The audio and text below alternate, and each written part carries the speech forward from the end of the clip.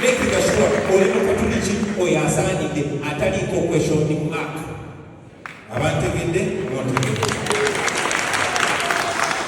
Ekisemberayo ddala kati ffe tuli basajja ab'ennono. Twakuzibwa ng'ewaffe munnange abasajja bawakisa abakyala n'abakyala bafumbirwa basajja. Naye bajja kujja bagambe n'okugamba nti oli muli wa bisiyaka. Owulire ng'ebigere byekyaka naye ogambe bannaye omanyi ky'oba okola. Balage ekikyoli, balage enkulayo, si mu bigambo naye mu bikolwa. Kuba n'omukyala mwagale.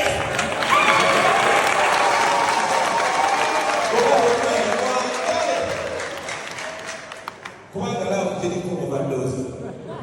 Ate mwabatanawasa muwase so that oli buli wakwita omuli w'ebisiyaka okwata mwana munno wakwita omuli w'ebisiyaka nga mugamba enkya waliyo embaga. Eyo engeri yokka gyemugenda okutereza embeera. Ekyo kifaanaganako ne Mukama waffe Yesu Kristo kyeyatuyigiriza nti oliba kuba oluyi kutama erimu kyusa neddala akube ajja kgenda okutuusa ng'engalo zisajjabadde. Ekisemberayo ddala mwe aba people power, mwe aba NUP temuggwamu ssuubi ensolo kukiriko kweri. Njagala obazamu amaanyi buli kimu kiri ku sayidi yaffe. Amateeka gali ku sayidi yaffe. Abantu bali ku sayidi yaffe. Katonda ali ku sayidi yaffe. Kiki ekigenda obalanyisa? N'emyaka giri ku sayidi yaffe.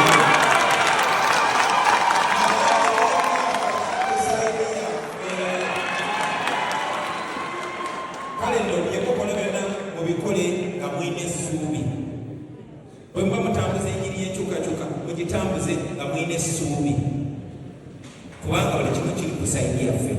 Mwe abakunga nsemberayo ddala ab'e Masaka. Madamu Field Commander, kino nkyogera mu lujjudde lw'abantu. Mugende mu maaso nga mukunga. Alina buyinza kuyimiriza kubayimiriza kunga kuba yandibadde abayimiriza twamuyimiriza. Yatutegekedde ekyemisana kino mukkirize ababuuzeeko. Ssebo ne bannyabo nsanyusa okubalaba. Tubaaniriza nnyo ddala mu kifo kino era mwebale kukkiriza kulya naffe wamu ekyemisana. Twagala okutwala omukisa guno okubeebaza olw'emirimu emingi gye muze mutambuza n'okubakulisa omwaka gwe tumanyi nti kati nagwo gukomekkeredde. Tweyanzizza nnyo nnyini, tumanyi nti mulwana ku makya, mu ttuntu n'akawungeezi. Era ekyokukola ffenna tukimanyi. Tweyongere mu maaso, tunyiikire, tulwane, era tujja kugguka mu buggufu bwonna.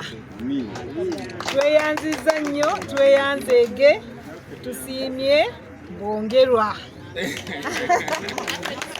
Bwanika musomesa ku University Makerere.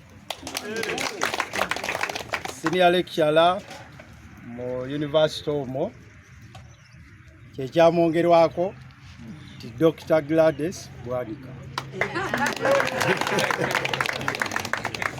Mukugu mu kulima n'okulunda na buli kintu kyonna ekikwata ku byennyanja. Ab'e Kaganda yabasimirayo ekidiba kimu ku ssente ze. Ekidiba ekiganda awo abali mu byennyanja yasimayo ekidiba kimu. Okusima ekidiba ekiri tekinika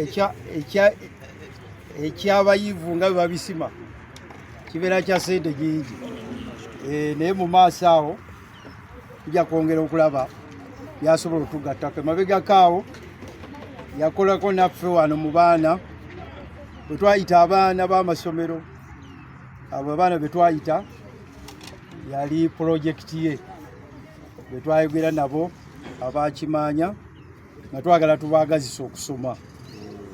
Era mumanyi nti abaaliwo wano wonna waali wajjudde, manyi nti abaaliwo kyabakwatako. Ababadde bambuuza mbalaba ku mitimbagano nga banvunaana nti mpakanya abasiyazi, naye nensalawo ntandika okubaddamu. Dr. Gladys Bwanika tubadde bafumba okumala emyaka 3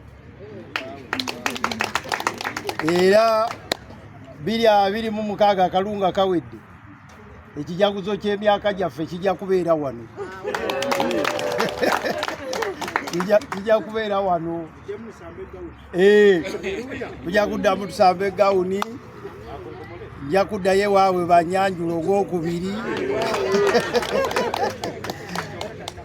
Tweyagale.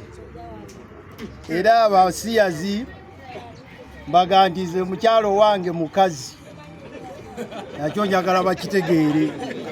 Omukyalo wange mukazi. Era abasiyazi njagala obaga ntuwakanyiza ddala kye bayita ebisiyaga. Ffe waffe ne Masaka e Buddu tetukolagana na bisiyaga.